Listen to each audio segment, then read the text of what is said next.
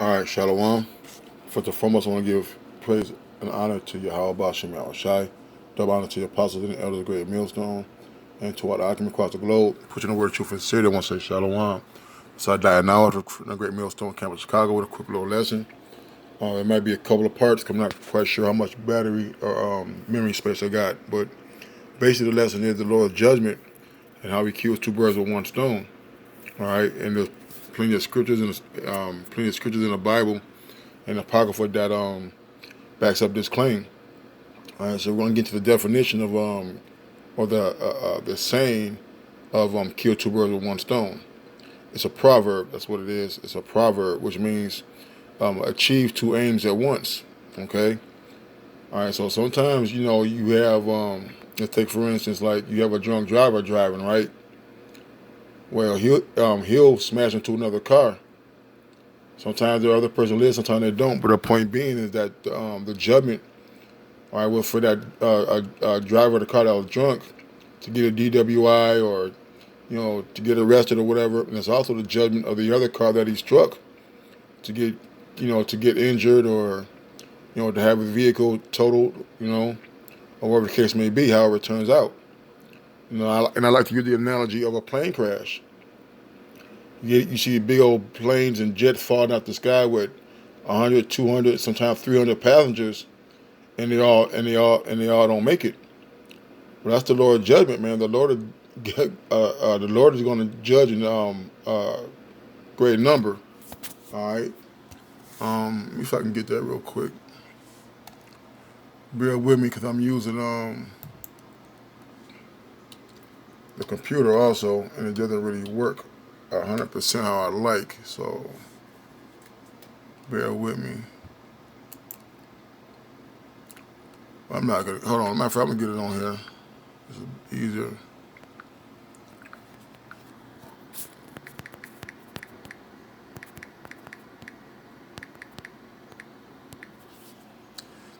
Isaiah 66:16. For by fire and by a sword will Yahweh plead all flesh, and the slain of the Lord shall be many. Shall be many. And going the word plead real quick, which I know the definition, but for edification,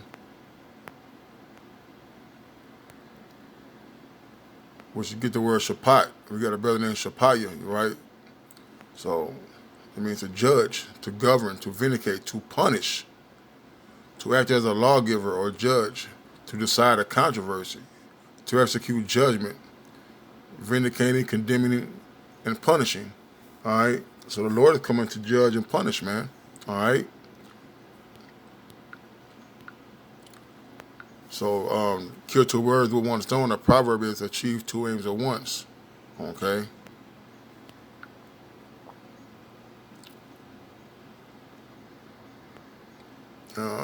Let's use this right here. Okay. So he received two birds, two birds. All right, get hit at the same time, and I'm getting a couple of precepts. Let's first get into Job. Um, I believe in Job 12.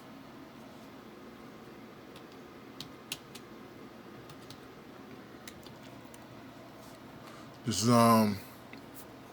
Job 12 and 16. With him is strength and wisdom. The deceived and the deceiver are his. All right. So we know that when we teach the truth, all right, is that we're supposed to have it unfiltered, correctly, directly, and correctly off the tomato, right? So we gotta have, we gotta be true in this, all right? Now, Paul did make a statement something about deceivers be yet true. It wasn't talking about us watering down the doctrine, okay? Because sometimes we can, for lack of a better word, put on the front to convert a soul. When I say that, the elder Nagab would like to say, all right, like you guys got like the Christians celebrate Christmas, okay, and we celebrate Hanukkah, right? So you would tell your child like, what do you want one gift on one day, or do you want one gift 7 days? Okay, So it's basically like being a deceiver, but yet true. All right. It says, with him is strength and wisdom. The deceived and the deceiver are his.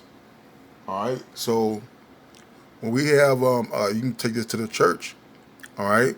And we're going to get this in the First Kings. How, you have the church thinking that the pastor thinking that he's going in right on certain scriptures. The most famous one is John 3:16. Okay. And guess what? All this congregation believe that John 3:16 is that everybody can be saved, all right, that the Lord is not going to punish anybody for their iniquities.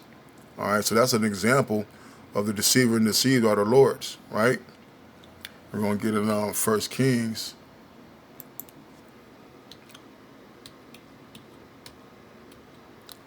First Kings, I think it's the 22nd chapter. First, Salakia. Let's make sure, okay, still recording. All right, First Kings 22 is another example. And it says, I'm going to start at 18. First Kings 22 and 18. And the king of Israel said unto Jehoshaphat, did I not tell you thee that he would prophesy no good concerning me, but evil? And he said, hear thou therefore the word of Yahweh. I saw Yahweh sitting on the throne, and all of the host of heaven standing by him on his right hand and on his left. Now we know that there's a council in heavens with the good angels and the angels on the left hand side, right? And the Lord said, who shall persuade Ahab that he may go up and fall at Ramoth Gilead? And one said on this matter, and another said on that matter. And there came forth a spirit and stood before the Lord and said, I will persuade him. And Yahweh said unto him, wherewith? And he said, I will go forth, I will be a lying spirit in the mouth of all his prophets. And he said, thou shalt persuade him and prevail also. Go forth and let me read that correctly. And the Lord said unto him, wherewith? And he said, I will go forth, and I will be a lying spirit in the mouth of all his prophets. And this is talking about the angel who said he will be a lying spirit. And he said, and that he is Yahweh. And he said, thou shalt persuade him and prevail also, and go forth and so do. Now therefore, behold, Yahweh hath put a lying spirit in the mouth of all these prophets, that the Lord hath spoken evil concerning thee. And it's a precept to that, Job 12 and 16, by the deceiver being, the deceiver and deceived are his. Because when the angel spoke into the mouth of the prophets, he spoke a lie, okay, that he was going to prevail. All right. All right. So not only were the prophets given that evil spirit, that lying spirit, Ahab was also the deceived. And what happened? He ended up falling at Ramoth Gilead. Okay. So the Lord is known for his judgments, man. And that's what people don't understand. The judgment of the Lord is just that. It's his judgment. All right. In Proverbs 11.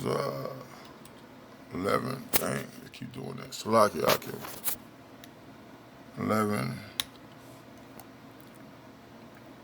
and 21. It says, the Proverbs 11 and 21, it says, though hand join in hand, the wicked shall not be unpunished, but the seed of the righteous shall be delivered. Right? It says, though hand join in hand, all right, the wicked shall not be unpunished. Okay? The scripture talk about in the Apocrypha, if you touch pitch, you should be defiled therewith. All right? So, hey, if you're sitting joined the seat of these devils, okay, and of non-believers, you're going to get the same judgment, man. All right? It's called an accessory. All right? And a lot of our people are accessory to the crime that Esau has been committing. All right? You're trying to save him, trying to absolve him from his from all his wickedness that he's done and has continued to do upon the land. All right? That judgment is going to come. All right? You can join hand in hand with him. Hey, when you join hand in hand with somebody, for those of us who've been locked up, when you go to court, all right, they cuff you one to another, man. All right, so if something jumps out, guess what? You're going to get the same same end result as the rest, man. Okay? All right, this is Isaiah.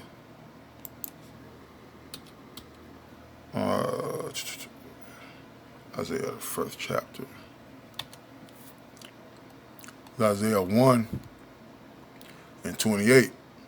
It says, and the destruction, let me read this, verse 27, Zion shall be redeemed with judgment and her converse with righteousness.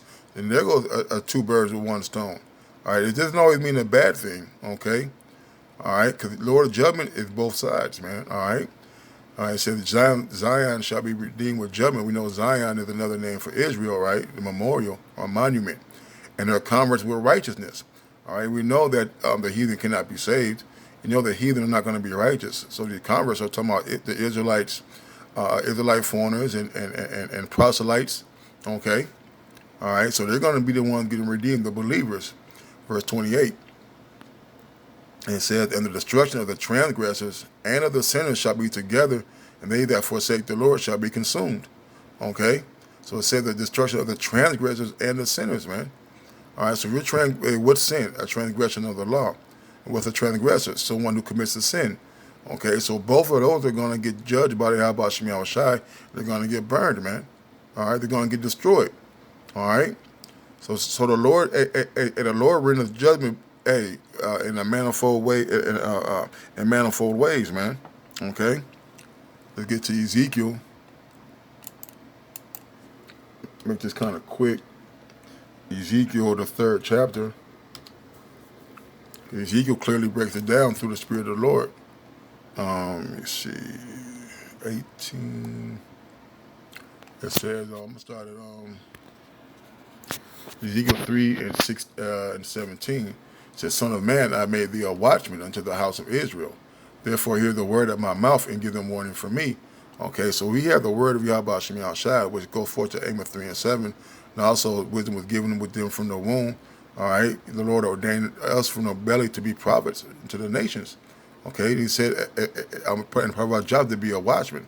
He said, Son of man, I made thee a watchman to the house of Israel. Therefore hear the word at my mouth and give them warning from me. So when we read these scriptures, we got to tell the people the good, the bad, and the ugly of these scriptures, man. And let them know that the wages of sin is death, and that the doors of repentance are closing, but yet they're still open. Okay? We got to give the people warning. Verse 18, when I say unto the wicked, they shall surely die, and thou givest him not warning, nor speakest to warn the wicked from his wicked ways, to save his life, the same wicked man shall die in his iniquity, but his blood will I require at thy hand. Okay? So the Lord wants blood. Okay? Not only from the ones who being wicked, but also from the ones who did not warn the people. It's not enough to say that you're Israelite. It's also enough to do it to tell the people what to do to avoid judgment. All right, and that's part of our job. Okay, to let you know what's good and what's righteous in the name of Yahweh Shemi Shai, and how can you get saved from this destruction. Verse 3 and 19. Yet if thou warn the wicked, and he turn not from his wickedness, nor from his wicked way, he shall die in his iniquity, but thou hast delivered thy soul. And we're trying to deliver our soul by by warning the wicked to turn from their ways. Okay? All right? Verse 20, it says, again, when a righteous man doth turn from his righteousness and commit iniquity, and I'll lay a stumbling block before him, he shall die, because thou hast not given him warning. He shall die in his sin and in his righteousness. Which he have done shall not be remembered, but the blood will I require at thine hand.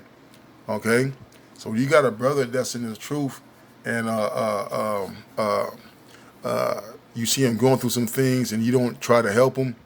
All right, you don't let him. You don't give him the a good counsel, and boost him up, and so to speak. Okay, or let him know, hey, this is just judgment from the Lord, or this is a test. Okay, if you don't warn the man, all right, hey, he's gonna die in his transgression. Okay, and all the work that he's done, it won't be remembered. But guess what? All right, hey, the blood is gonna be required of you from Yahweh Shemi Shai. All right, there's Romans 1st chapter. Romans 1 and 32. It said, I'm gonna start at 28. Romans 1 and 28. And even if they did not like to retain the Most High in their knowledge, gave them over to a reprobate mind to do those things which are not convenient. Hey, the Lord just don't want a lot of these people, man. Okay, there's a reason why that this judgment is being manifold, and they like to kill two birds with one stone, man. All right, but being filled with all unrighteousness, fornication, wickedness, covetousness, maliciousness, full of envy, murder, debate, deceit, malignity, whisperers, backbiters, haters of the Most High, despiteful, proud, boasters, inventors of evil things, disobedient to parents, without understanding, covenant breakers, without natural affection, implacable, unmerciful, who knowing the judgment of the Most High, that they which commit such things are worthy of death. Hey, a lot of people know that what they're doing is wrong. Right? They boast about it. You know, they make songs about sleeping with another man's wife and how he's going to be mad. All right. I'm going out there telling your people to trap or die. Okay. All right. Go out there and tell you to kill and murder your brother and to make whores out your daughters and sisters, man. Okay. And they know these things are bad, man. Who knowing the judgment of the Most High? Because a lot of times these people are like, I can't get out the streets, man. I know it's wrong, but I'm just tied to it. You know, they say they keep calling me, right? It says, who knowing the judgment of the Most High, that which commit such things are worthy of death. Not only do the same, but have pleasure in them that do them. Right, man. Not only people are being wicked, they like people being wicked with them, man. All right? And the Lord's going to bring judgment, man. Okay? That wasn't the one I wanted to get. Got a couple more in the Apocrypha. I want to say it's, what was it? Sirach? Right, it says, Sirach 11:9, it says, strive not in the matter that concerneth thee not, and sit not in judgment with sinners, man. Okay? And we don't want to be sitting in the judgment with sinners, man, because the Lord likes to kill two birds with one stone, man. All right? Okay? You get this word right here.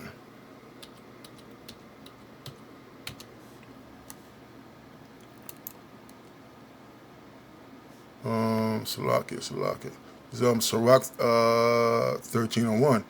He that toucheth pitch shall be defiled therewith, and he that hath fellowship with a proud man shall be like unto him. All right, and we know the proud. All right, the three things the Lord hates: pride, arrogance, and a forward mouth.